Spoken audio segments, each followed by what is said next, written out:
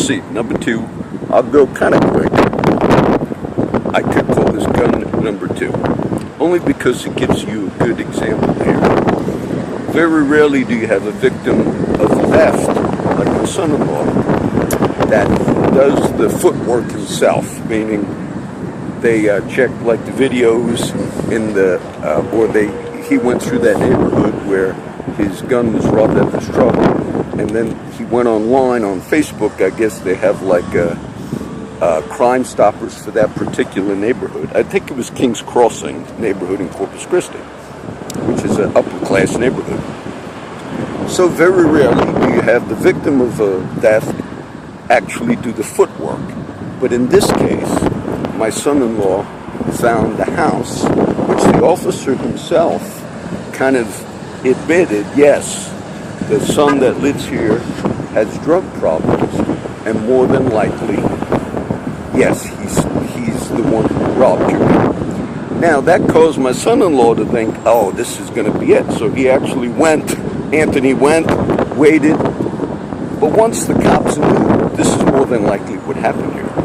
Once the cops realized, oh, it's here, what you would need to find out is, did they later go to the house where my son-in-law more than likely located where his gun was, in Corpus Christi? And then did they say, maybe being that kid already has problems with the law, did they say, well, we had a report of a stolen gun, we want to check your residence, and then they found the gun. That happened. It's a nice gun. And then, of course, the kid's worried, the parents are worried.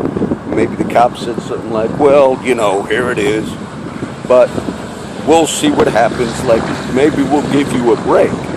So the kid would not call the cops, what happened to the gun I stole? The cops would then have the ability to, this is a nice gun.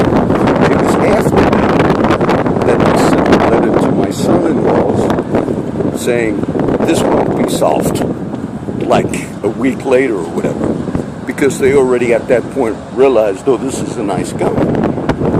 You say, does that happen? Yes. There was a case maybe 2 years ago with San Antonio.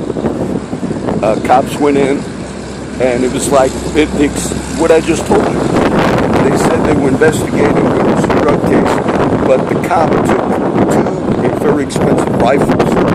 Now, the girlfriend went down to the police station in San Antonio and said, your cops came in, investigated, and they took our weapons. I think it was San Antonio.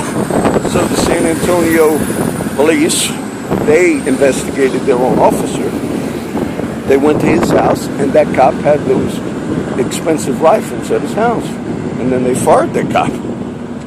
Because what are the odds here that after my son-in-law more than likely located the kid who took the gun, the CCPD admitted, yes, he's known to do break-ins. Then they send a letter, we're not going to be able to solve it. Then I make a video on it, which they now watch my videos, the cops. And then they say, oh, it showed up in some other crime in another city. Do you understand? Come on. Get on the ball, everybody.